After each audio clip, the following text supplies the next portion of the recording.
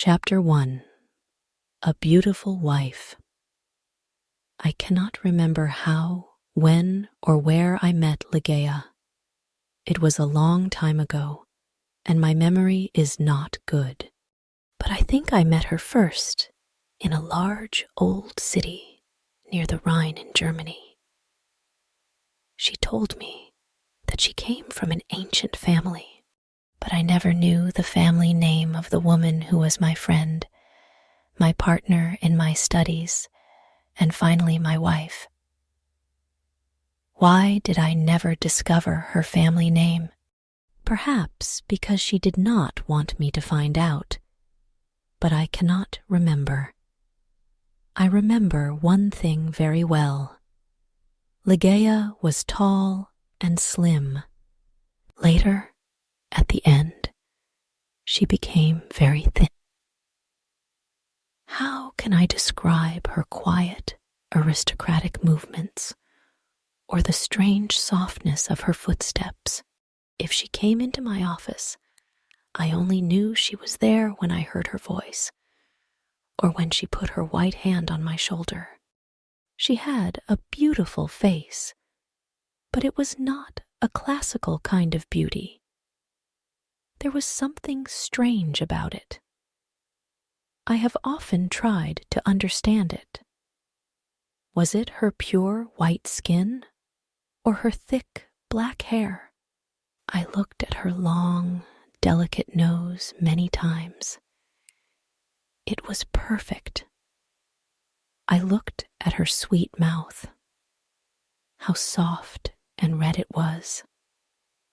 And when she smiled, her teeth were white.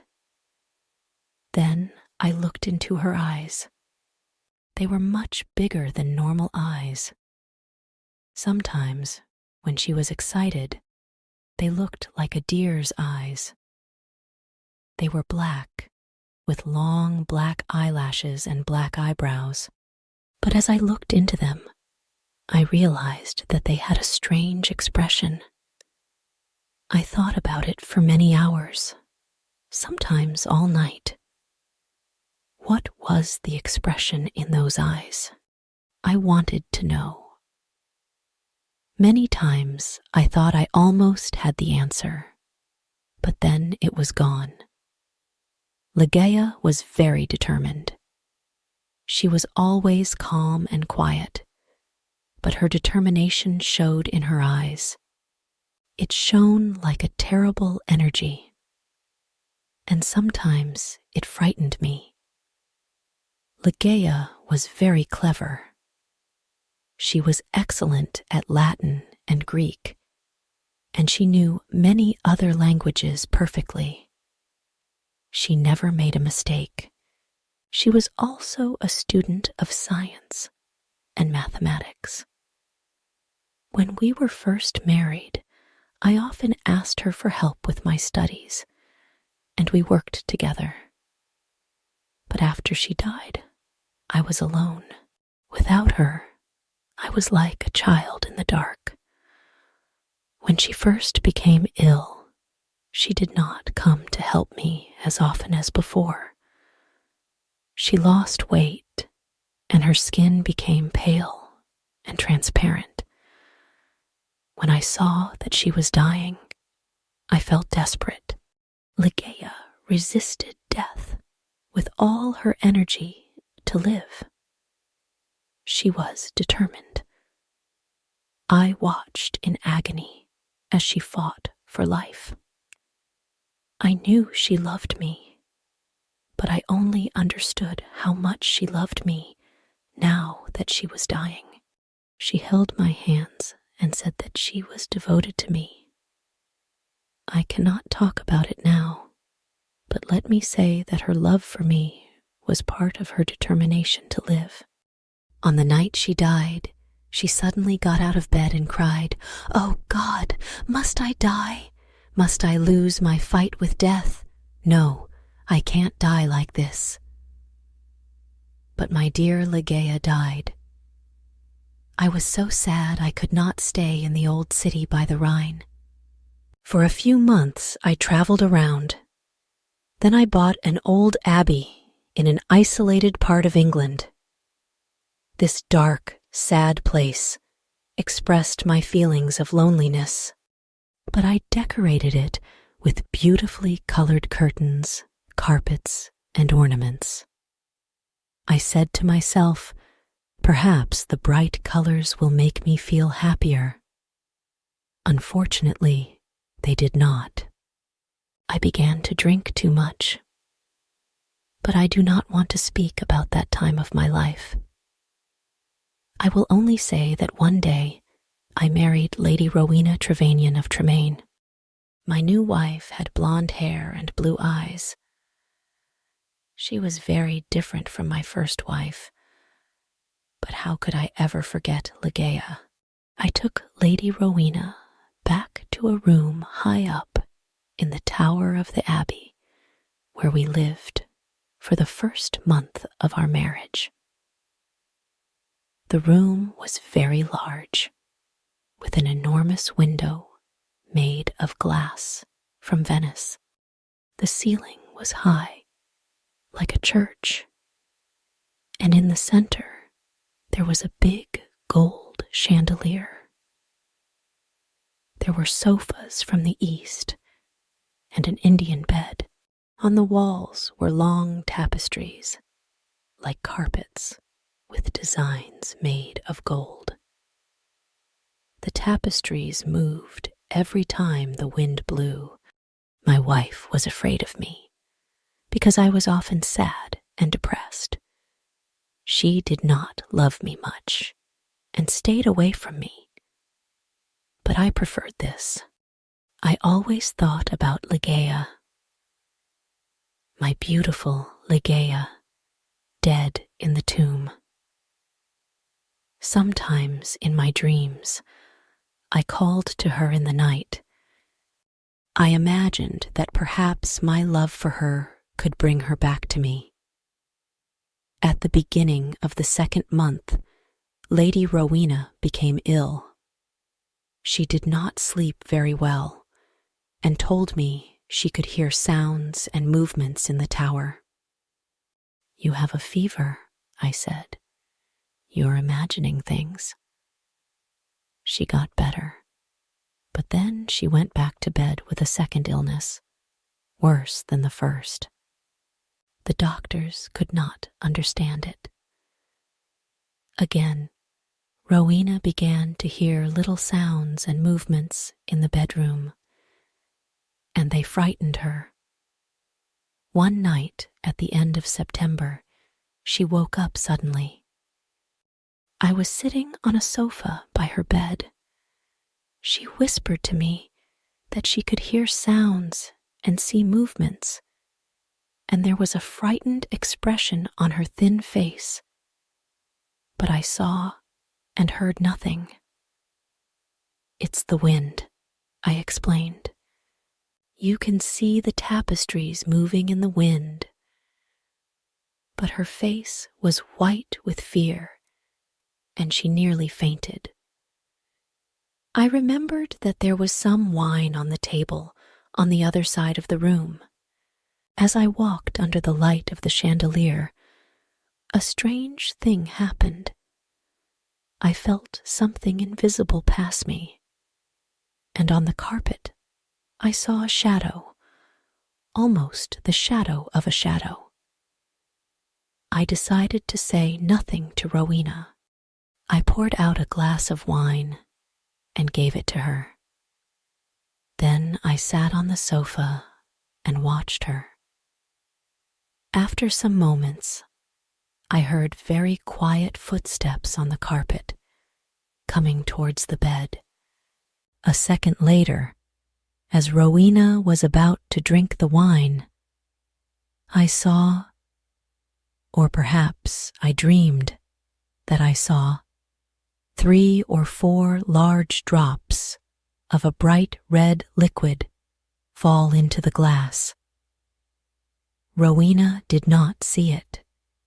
She drank the wine, and I said nothing because I thought it was only my imagination. After this, Rowena's health got much worse, and on the third night she died.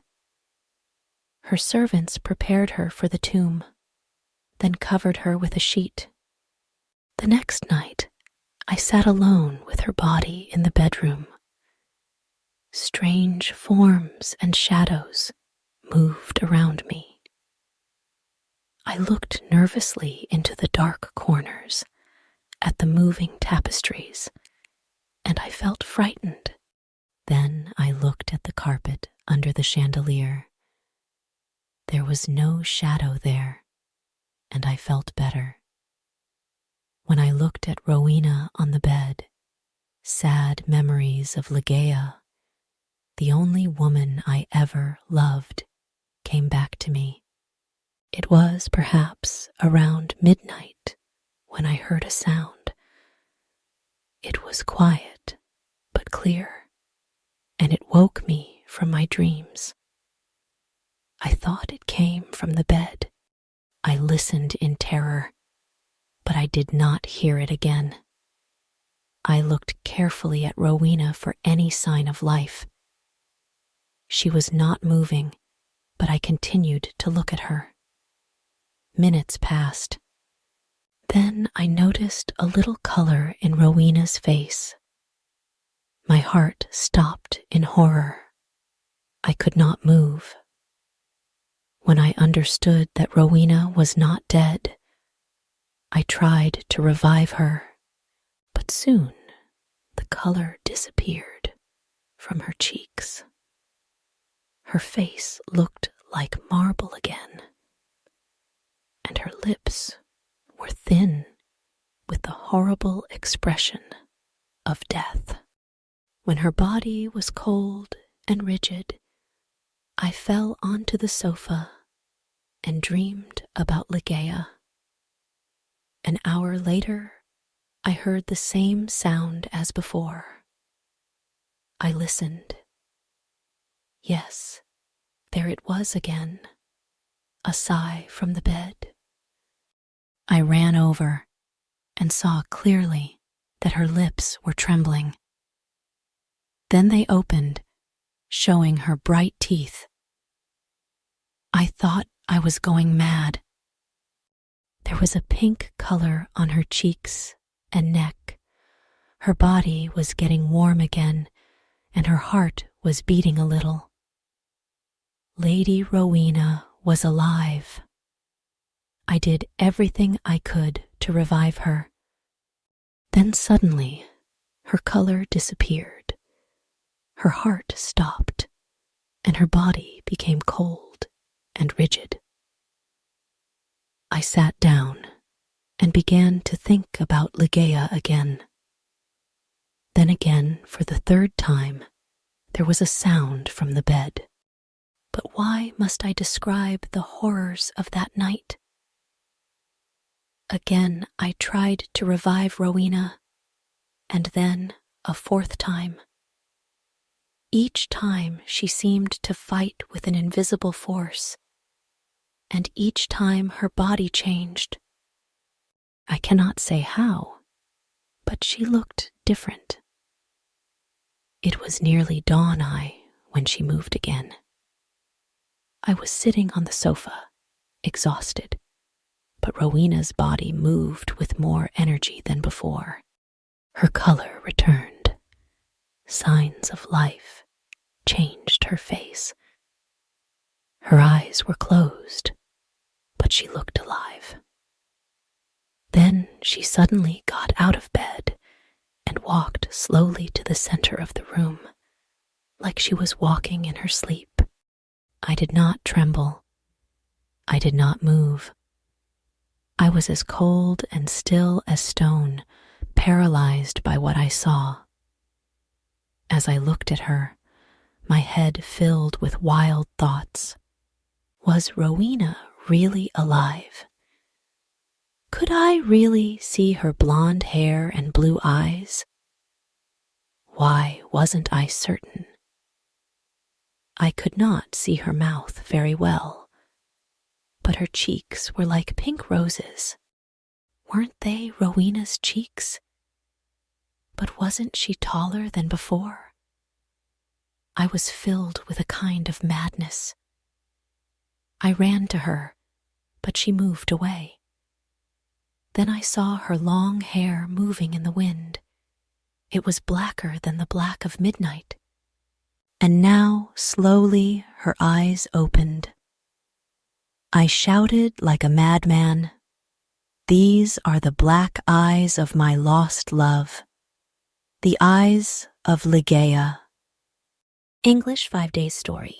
The voice-over in this video is given by English 5 Days. Copying or re-uploading is totally forbidden. Further action will be taken as soon as we notice without any kind of pre-notice.